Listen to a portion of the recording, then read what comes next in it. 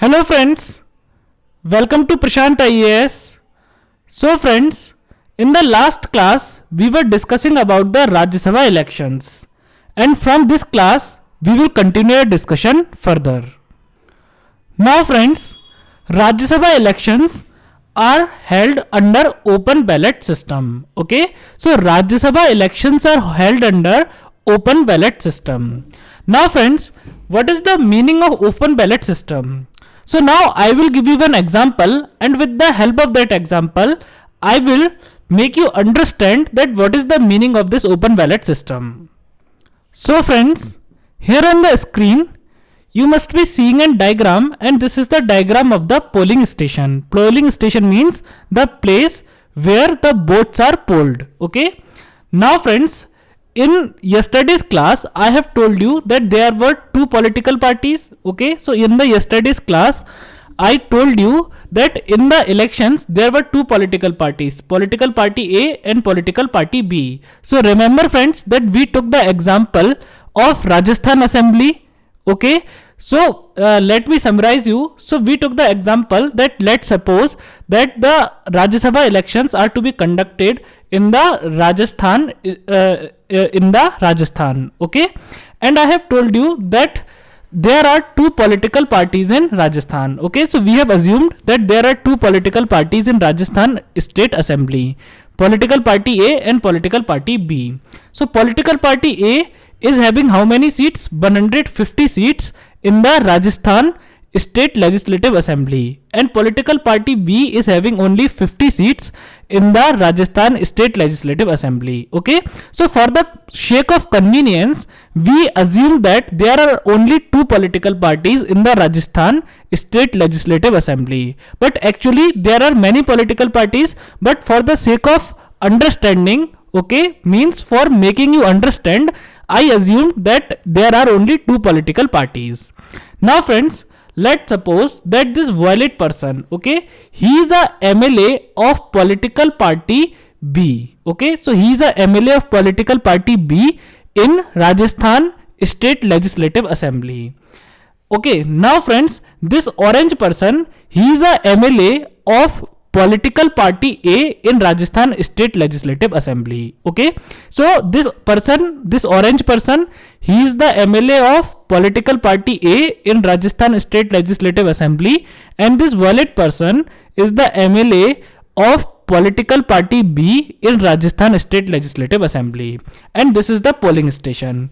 So definitely friends, on the day of polling, all the MLAs will come to polling station for polling their posts. Okay, so all the MLAs will come to polling station for casting their votes or for polling their votes. Okay, now friends, here on the screen you are seeing this orange colored chair. Okay, so this is the chair of orange color, and friends, a authorized agent of political party A will sit on this chair. Okay, similarly this is a violet chair. Okay, so a authorized agent of political party B will sit on this chair in the polling station, and these chairs will be provided to the agents of political parties by the returning officer. Okay, so just assume that this is a chair. Okay, this is a chair, and who will sit on this chair? So a authorized agent of political party A will sit on this chair. Similarly, this is also a chair, so who will sit on this chair? So a authorized agent of political party B will sit on this chair. Now friends, what is the work of these agents? Okay, so here our basic task is to understand that what is the work of these agents. So friends, let's suppose when this, okay, so let us first talk about this MLA. Okay, so this MLA belongs to political party A. Okay, so when this MLA will go to polling station and when he will cast his vote, okay, then friends, he has to show his ballot paper to the agent of political party A. Okay, so when this member will go in the polling station to cast his vote, okay, then he has to show his ballot paper to whom? To the authorized agent of political party A, so that political party A can know that my MLA has actually voted for the member of my party. Okay, so that political party can have confidence, so that political party can know that my MLA has only voted for my candidate. Now friends, similarly when this person, okay, so this is the MLA of political party A. So when this MLA will go into polling station, then he will also cast his vote. Okay, but friends, he has to show his ballot paper to the authorized agent of political party B. Okay, so what he have to do, he has to actually show his ballot paper to the authorized agent of political party B, so that political party B can cross check. So then political party B can check that my MLA has given the vote to the member of my party. Okay, so that political party B can check, so that political party B can know that my MLA, the MLA of my political party, has given his vote to the member of my political party. Okay, so this system is known as open ballot system. Okay, so friends, this system is known as open ballot system because here the ballots of the voters are not secret. Okay, so you have to keep in mind that here the ballots of the voters are not secret. They have to reveal the information of their vote to the authorized agent of their political party. For example, this member, okay, so this member, so he is a MLA of political party A, so he has to tell the authorized agent of political party A about his vote. Okay, he has to show his ballot paper to the authorized agent of political party A, so that political party A can know that the MLA of my political party has actually given vote to the candidate of my party only. Okay, so this system is introduced.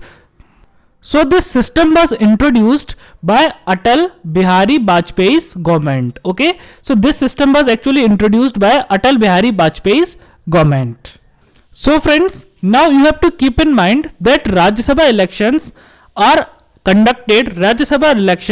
are held under open ballot system.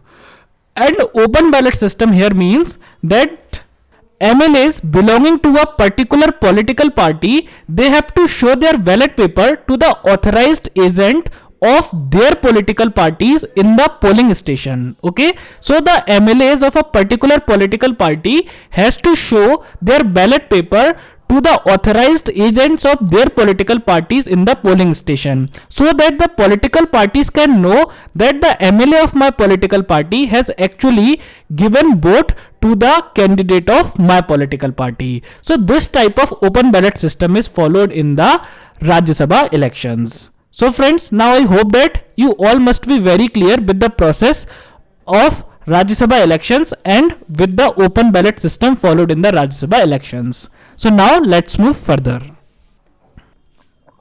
Now friends, let us discuss about the qualification required to become a member of Rajya Sabha. Means, if a person wants to become a member of Rajya Sabha, then what qualifications are needed? So the first qualification to become a member of Rajya Sabha is citizen of India. Okay, so the first qualification is citizen of India. Means a person who wants to become a member of Rajya Sabha, he has to be a citizen of India. This means that only the citizens of India can become the members of Rajya Sabha. Now, what is the second qualification to become the member of Rajya Sabha? So friends, the second qualification is that the person must take a oath. Okay, the person must take a oath in the presence of a person who is appointed by Election Commission of India.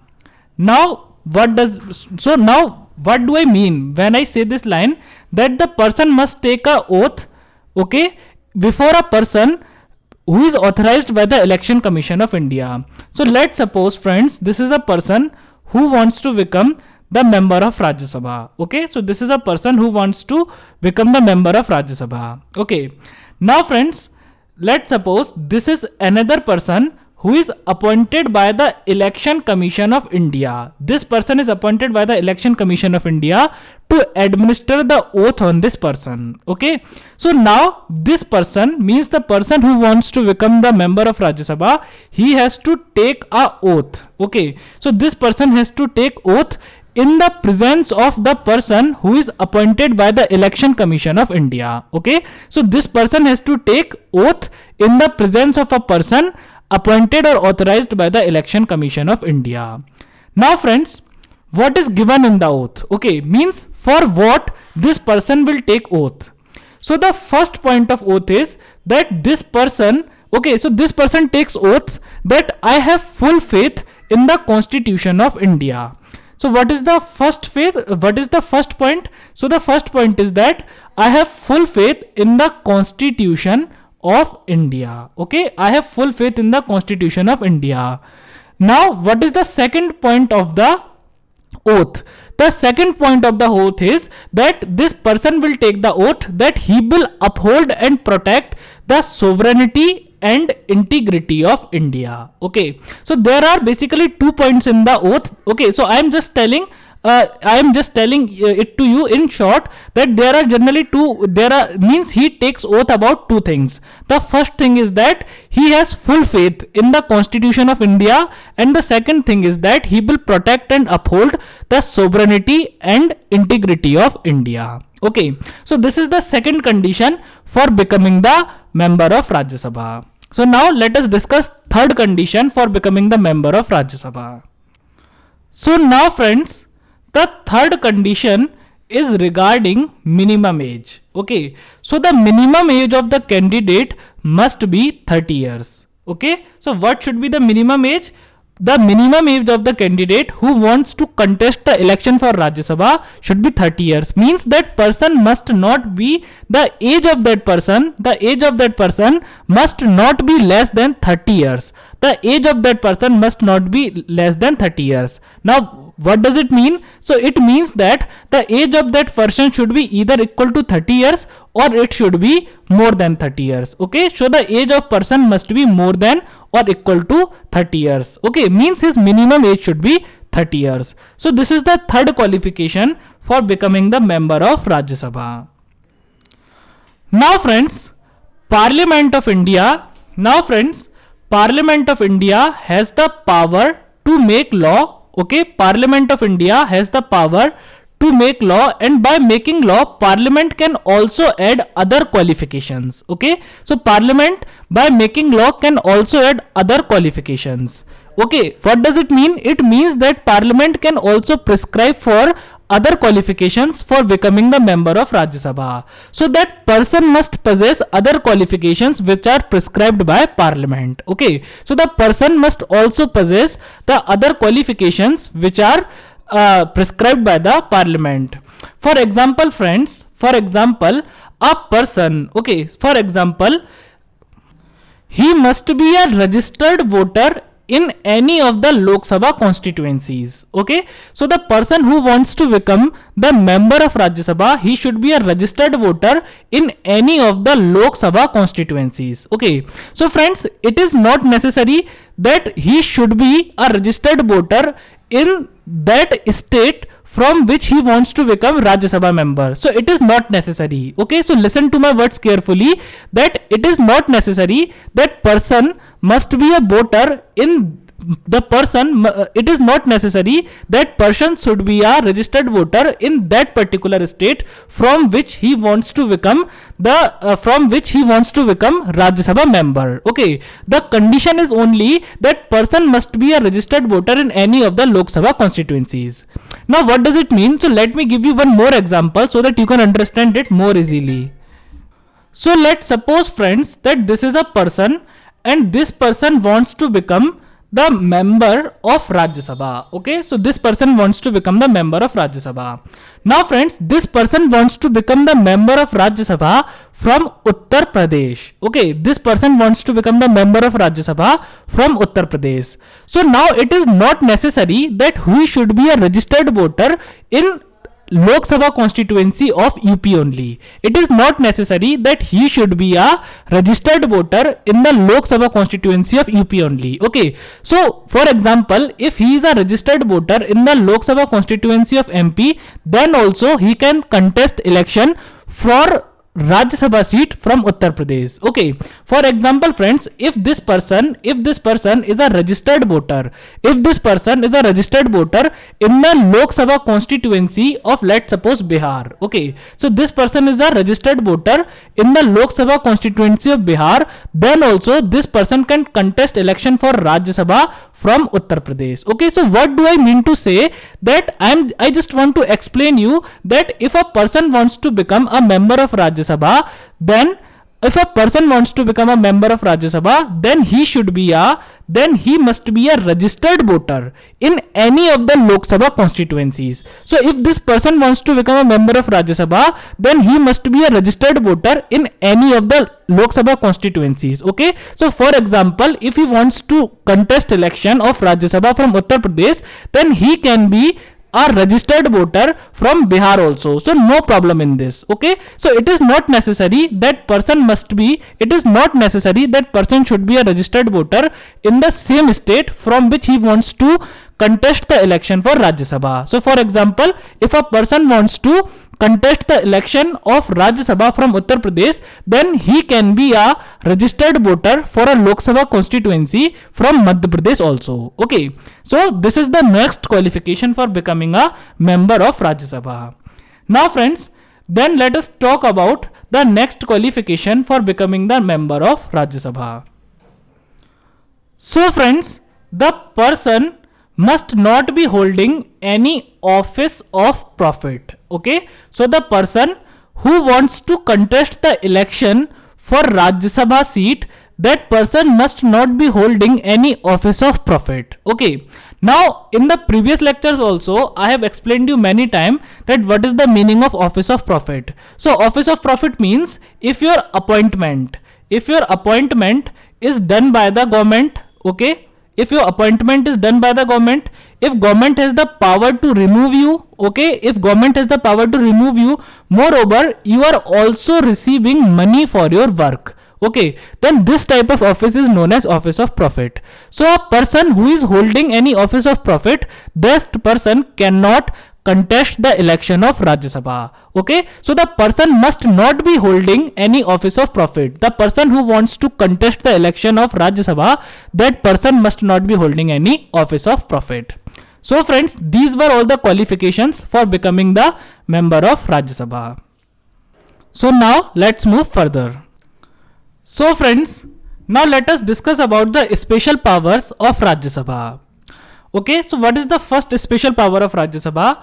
So friends, the first special power of Rajya Sabha is regarding AIS. Now what is AIS? So AIS means All India Services. Okay, so what is the meaning of AIS? AIS means All India Services.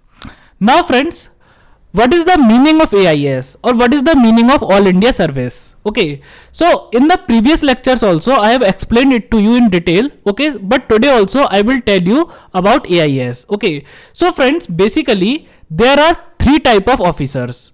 Okay, so basically there are three type of civil servants. Okay, so if we are talking of civil servants, so basically there are three type of civil servants, and these are central civil servants, All India Service, and state civil servants. Okay, now friends, who are central civil servants? So central civil servants are the officers who are appointed by center. Okay, who are appointed by center and they also work for center. Okay, so these officers are appointed by center and these officers also work for center.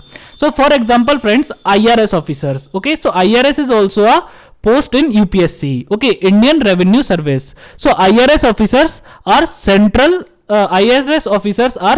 civil servants. So central civil servants are those officers who are actually appointed by center and they also work for center.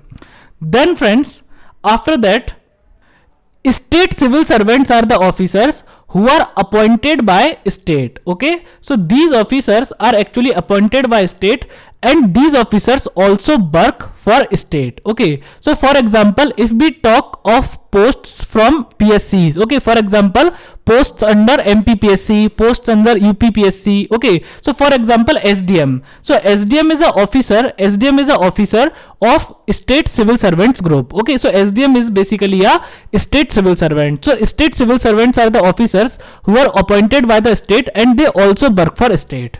But friends, the story is very different for AIS officers. Now, who are AIS officers? So AIS officers means All India Service Officers are those officers who are appointed by center. Okay, so these officers are appointed by center, but friends, they work for both. They work for center as well as for the states. Okay, so what is the story? That central civil servants are appointed by center as well as they work for center. State civil servants are appointed by center as well as they state civil servants are appointed by state as well as they work for state. But if we talk of All India Service Officers, then these officers are actually appointed by center, but these officers work for center as well as for the states. Okay, now which posts come under AIS officers? Okay, so which posts come under AIS officers? So friends, basically there are three posts which come under AIS officers. So the first post is IAS, Indian Administrative Service. Okay, so IAS officers are All India Service Officers. Then friends, IPS officers. IPS means Indian Police Service. So Indian Police Service officers are also AIS officers. And after that friends, IFS officers. So here IFS means Indian Forest Service. Okay, so Indian Administrative Service, Indian Police Service and Indian Forest Service. These three officers comes under All India Services. Okay, so when you will become IAS officer, then you will also actually join All India Services. Now let's see what is the special power of Rajya Sabha regarding these AIS officers. Okay, so friends, under Article 312 of the Indian Constitution, under Article 312 of the Indian Constitution, Rajya Sabha has the power, Rajya Sabha has the power to create, okay, Rajya Sabha has the power to authorize the parliament. Okay, Rajya Sabha has the power to authorize the, Rajya Sabha can authorize parliament to create or to abolish one or more All India Services. Okay, so what is given under Article 312? So it is given under Article 312 that Rajya Sabha by passing a resolution can authorize the parliament to create or abolish one or more All India Service. Now what is the actual process? So friends, the actual process is that Rajya Sabha has to pass a resolution. Okay, so what Rajya Sabha has to do? Rajya Sabha has to pass a resolution by a special majority of 2/3 of the members, by a special majority of more than 2/3 of the members present and voting. Okay, now friends, what is this special majority? So I have already taught you in the class when I taught you the chapter of majorities. Okay, so if you don't know what is the meaning of 2/3 of the members present and voting, so please find that class and watch it. Okay, and if you are not able to find the link, then please let me know in the comment section, then I will give you the link of that video. Okay, so under Article 312, Rajya Sabha can pass a resolution. Rajya Sabha can pass a resolution by a special majority of more than 2/3 of the members present and voting. More than 2/3 of the members present and voting. Okay, and if Rajya Sabha passes this resolution, then Parliament gets the power. Then Parliament gets the power to create or to abolish one or more All India Service. Okay, for example, let's suppose if Rajya Sabha passes the resolution. Okay, so let's suppose friends, let us take an example. Okay, so let's suppose what happens that in Rajya Sabha a resolution is introduced for granting this special power to Parliament. Okay, and this resolution is passed by the special majority of more than 2/3 of the members present and voting in the Parliament. Then what will happen? Then Parliament will get the power to create or to abolish one or more in All India Service. Now friends, Parliament can create more All India Services. For example, currently there are only 3 All India Services. Then Parliament will also get the power to add one more or all India services in the list. For example, Parliament can declare a new all India service. Okay. For example, Parliament can create a new all India service. For example, Indian medical service. Okay. So currently this is not okay. So currently this is not a all India service. Okay. Currently there is no Indian medical service. But if Parliament gets the power, if Rajya Sabha authorizes the Parliament and Parliament can get the power, then Parliament can even create Indian medical service. Okay. Or Parliament can create one or more all India service like this. Similarly, Parliament can abolish any all India service. For example, Parliament can even abolish IAS, IPS or IFS. Okay. So Parliament will get all the powers regarding all India services if Rajya Sabha passes this resolution by a special majority of 2/3 of the members present and voting. Okay. So if we have to summarize, then we can say that if Rajya Sabha passes the resolution via a special majority of more than 2/3 of the members present and voting, okay, and Rajya Sabha authorizes the Parliament, then Parliament gets the power to create or abolish one or more all India service. So then Parliament will be able to abolish any all India service, or Parliament will be able to create one or more all India services. So this is the first special power of the Rajya Sabha. Now let's move further. So now friends, let us discuss about the second special power of Rajya Sabha. So friends, the second special power of Rajya Sabha is given under Article 67 Clause B. So what is given in Article 67 Clause B? So friends, according to Article 67 Clause B, the process to remove the Vice President of India, can be initiated in Rajya Sabha only. Okay, so I have told you that Vice President is the ex officio chairman. Vice President is the ex officio chairman of Rajya Sabha. Okay, so friends, it is the special power of Rajya Sabha under Article 67 Clause B. It is the special power of Rajya Sabha under Article 67 Clause B that the process to remove Vice President can only be initiated in Rajya Sabha. Now what does it mean? It means that the process to remove Vice President cannot be introduced in Lok Sabha. Lok Sabha does not have the power to start the process for the removal of Vice President. Okay, so the process of the removal of Vice President can only be started in Rajya Sabha. So this is the second power of Rajya Sabha. Now let's move further. Now friends, the third special power of Rajya Sabha is given under Article 249. So let me teach you first of all the background. So friends, in the previous classes also I have taught you that there are three lists for legislation. Okay, so the first list is union list, the second list is state list, and the third list is concurrent list. Okay, so there are three lists: union list, state list, and concurrent list. Now what is union list? So the Parliament has the power to make law on all the subjects of state list. Parliament has the power to make law on all the subjects of state list. Similarly friends, state legislative assemblies has the power to make law on the subjects given in state list. And for concurrent list, Parliament can make the law as well as state legislative assemblies can make the law. So for concurrent list, Parliament and state legislative assemblies both can make the law. Now friends, what happens that, as I have told you, that under state list only state legislative assembly can make law. Now what does it mean? So it means that Parliament is not allowed to make law under state list. Okay, now let's see what Article 249 says. Let's see what Article 249 says.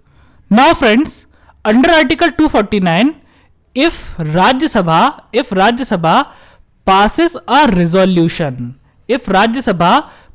resolution by a special majority of more than 2/3 of the members present and voting. Okay, so if Rajya Sabha passes a resolution by a special majority of 2/3 of the members present and voting, declaring that declaring that the one or more subjects of the state list are of national importance. Okay, so friends, for example, we know that there are many subjects in state list. Okay, so let's suppose 1, 2, 3, 4, okay, and etc. Okay, so these all are the subjects of state list. Okay, now what happens that Rajya Sabha has passed the resolution by a special majority of 2/3 of the members present and voting, and Rajya Sabha has declared that this subject is of national importance. This first subject is of national importance.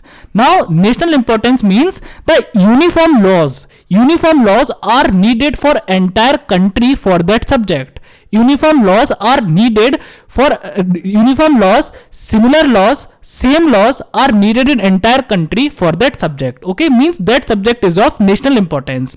For example, friends, we know that policing is a subject of state list. Okay, we know that policing is a subject of state lists. But let's suppose if there is increased crime in all the states of India. Okay, if there is increased crime in all the states of India, then definitely Rajya Sabha can feel that definitely there is some error, there is some bug in the state machineries, due to which there is some bug in the laws of states, due to which the crime is increasing in all the states. Okay, so now Rajya Sabha can declare that the policing is a subject of national importance, means the crime is increasing in all the states. And there is a urgent need to control the crime in all the states of India. So now Rajya Sabha can declare that now policing is a subject of national importance. Okay, and friends, if Rajya Sabha declares that policing is a subject of national importance, then Parliament will get the authority to make law for policing. Okay, then Parliament will get the authority to make law for that subject. Okay, so what I want to tell you is that if Rajya Sabha passes a resolution by a special majority of more than 2/3 of the members present and voting, and declares a subject of state list as of national importance, means this subject is of national importance, then Parliament gets the authority to make law on that subject of state list also. Okay, then Parliament can even make law for that subject of state list also. Okay, so this power is given to Rajya Sabha under Article 249. So this is the third special power of Rajya Sabha. So friends, that's all for today. I hope that you all must have enjoyed the lecture, and if you have enjoyed the lecture, then please like the video, comment, subscribe my channel, press the bell icon. And friends, share this channel to all the people you know who are preparing for UPSC, so that they can also get advantage out of this course. Now friends, we will meet in next class. Till then, take care of yourself. Thank you.